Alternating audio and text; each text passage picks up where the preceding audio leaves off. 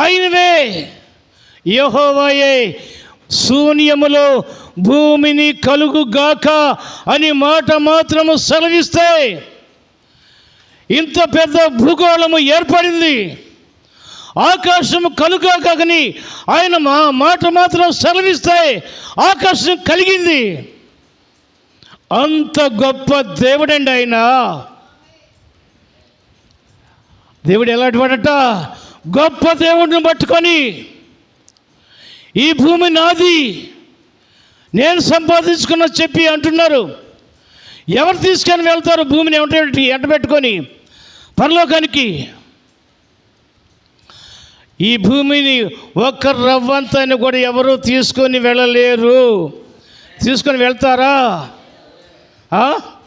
ఈ భూమి నాది, 10 ఎకరాలు కొన్నా, 20 ఎకరాలు కొన్నా, 100 ఎకరాలు సంపాదించా అని చెప్పి అనుకుంటున్నారు. కానీ ఈ భూమిని ఎవరు కలుగు చేశారు? ఆయనే సైన్యములకు అధిపతియగు యెహోవా. ఆయనకే మహిమ కలుగు.